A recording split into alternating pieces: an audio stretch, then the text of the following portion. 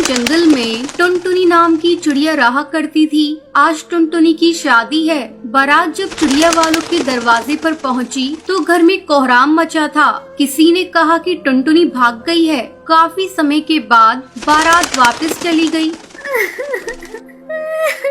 टुनटुनी, तूने ये क्या किया? टुनटुनी तो पार्लर से ही अपने दोस्त कालू के घर चली गई थी। माँ बाप की इकलौती बेटी थी, उनकी इज्जत मिट्टी में मिल गई थी। टुनटुनी जब कालू के घर पहुँची तो कालू को किसी और चिड़िया के साथ देखकर उसके पैरों तले जमीन खिसक गई थी।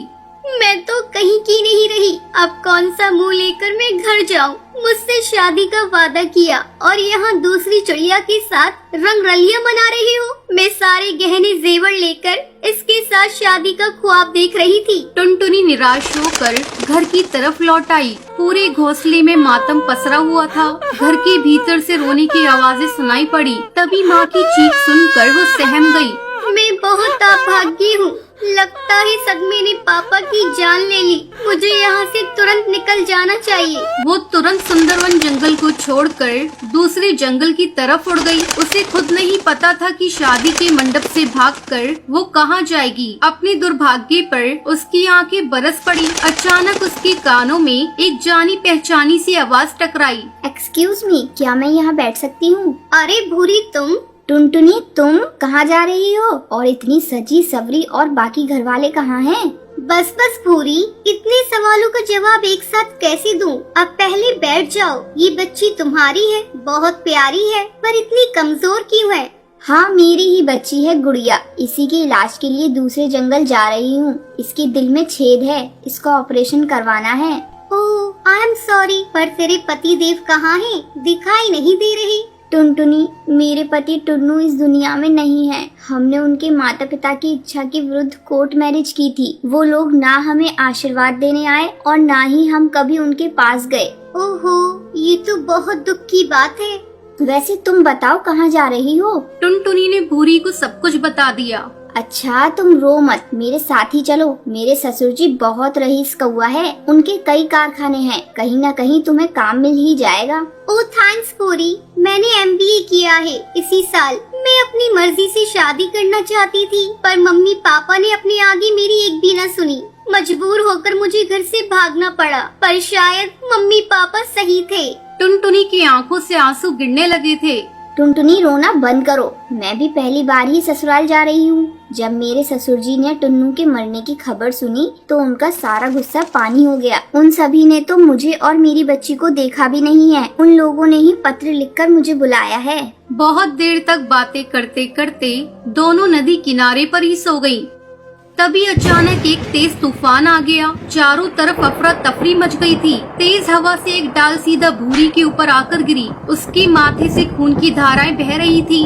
टुनटुनी, मेरी एक मदद कर दो। मैं शायद जिंदगी और मौत से जूझ रही हूँ। मेरे पास समय नहीं है। प्लीज मेरी बच्ची को उसके दादा दादी के पास पहुँचा देना और तुम उसकी माँ बनकर ही जाना। वो मुझे नहीं पहचानते। ये कहते कहते भूरी की आंखें बंद हो गई थी। टुनटुनी की रोते रोते हिचकियां बन गई थी।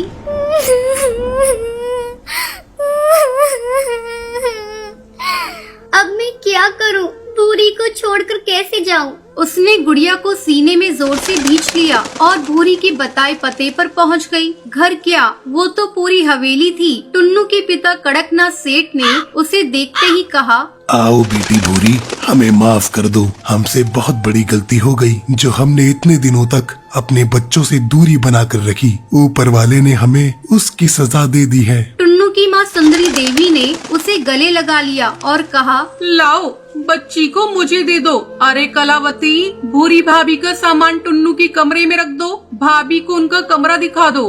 टुनटुन इस नए घर में बहुत ही असहज महसूस कर रही थी, पर कठपुतली की तरह सबकी हाँ में हाँ मिलाती रही। कमरे में जाकर वो टुन्नू की तस्वीर के सामने खड़ी होकर फूट फूट कर रो पड़ी।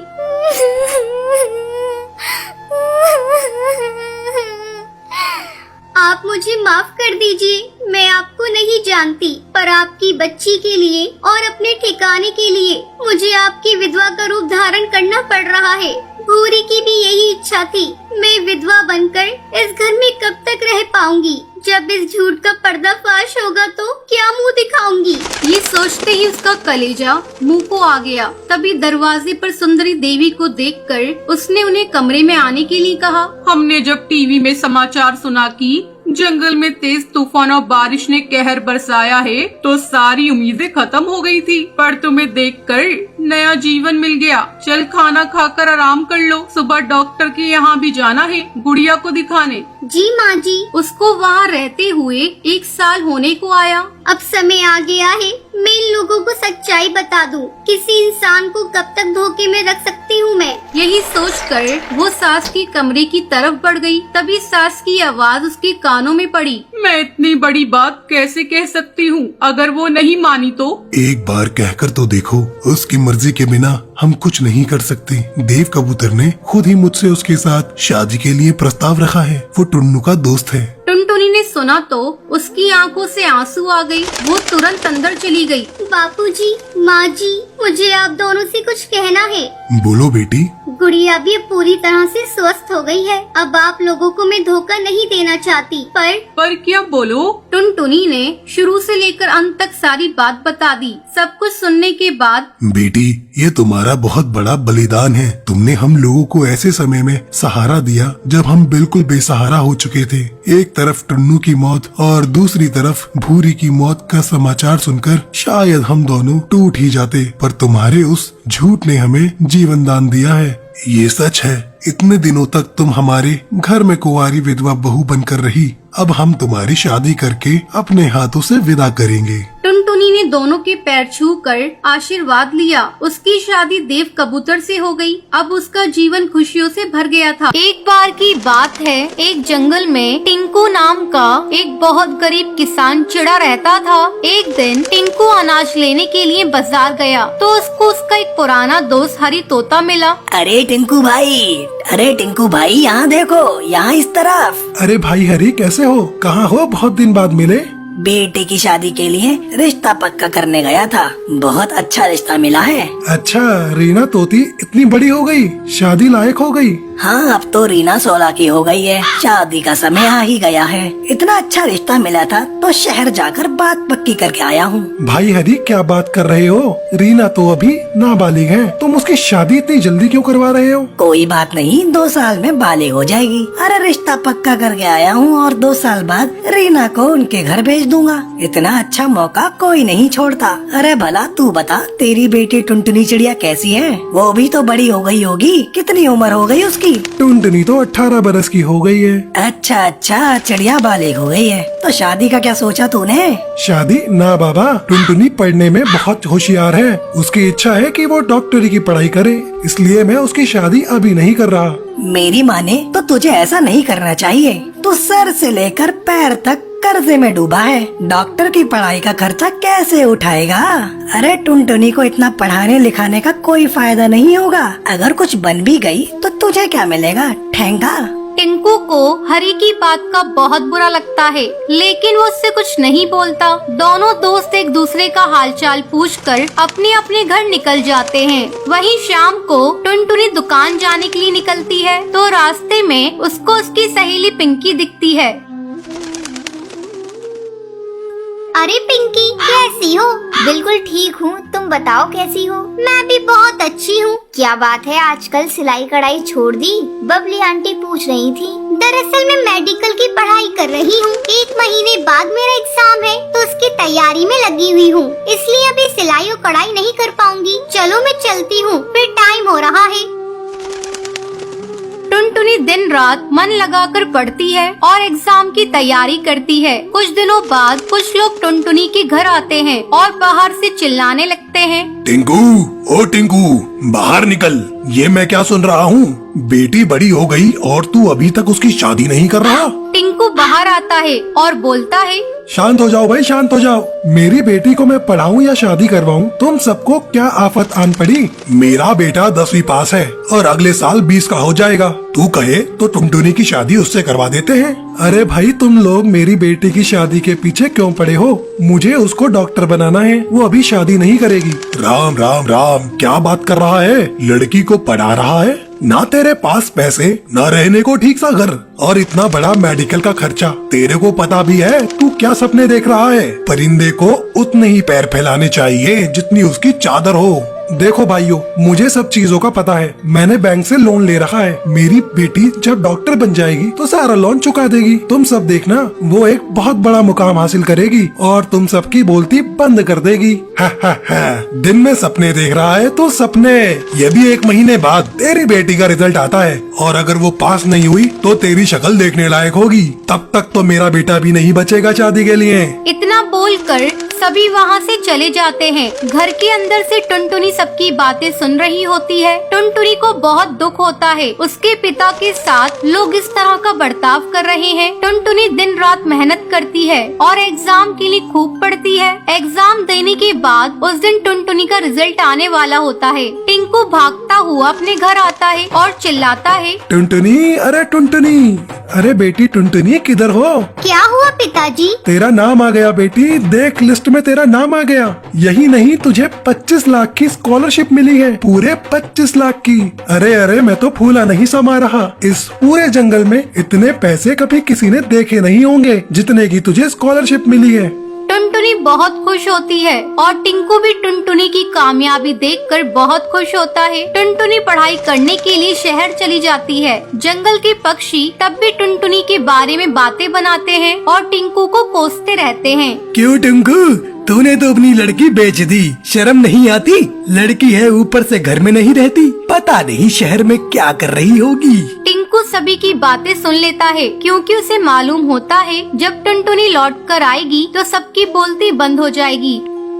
टुनटुनी जंगल वापस लौट कर आती है। उसे जंगल वाले देखते हैं तो हैरान रह जाते हैं। टुनटुनी को छोड़ने करीबन 4-5 पक्षी की टीम आई होती है। टुनटुनी एक हवाई मोटर से उतरती है और सभी जंगल वाले उसे घूरते रहते हैं। अपनी बेटी की ठाट बाट देखकर टिंकू का सीना चौड़ा हो जाता है और सर गर्व से ऊंचा हो जाता है। टुनटुनी साबित कर देती है, अगर मन लगाकर कुछ ठान लिया जाए तो सब कुछ हासिल हो सकता है।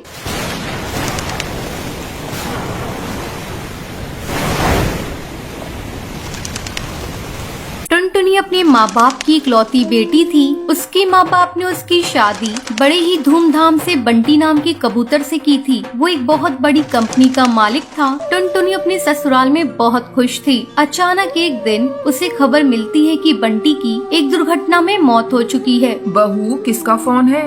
अरे कुछ तो बोल बहू।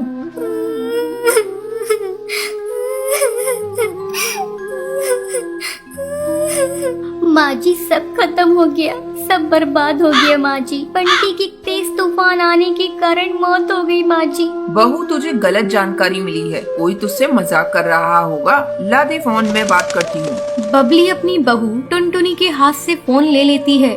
क्या बात है कालू, तूने बहू से क्या बोला है? आंटी जी, ये बात सच है, बंटी की मौत हो चुकी है। ये सुनकर बबली रोने लगती है।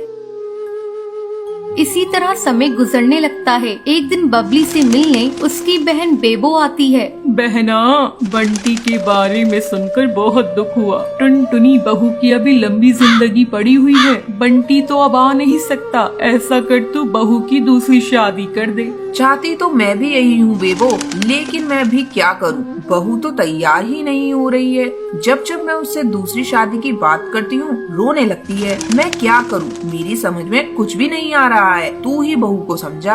बेबो टुनटुनी के कमरे में जाती है। टुनटुनी कैसी है बेटा? अरे मौसी जी, आप कब आई? मैं अभी अभी आई हूँ बेटा। मैं अभी आपके लिए फ्रूट काट कर ला रही हूँ मौसी जी।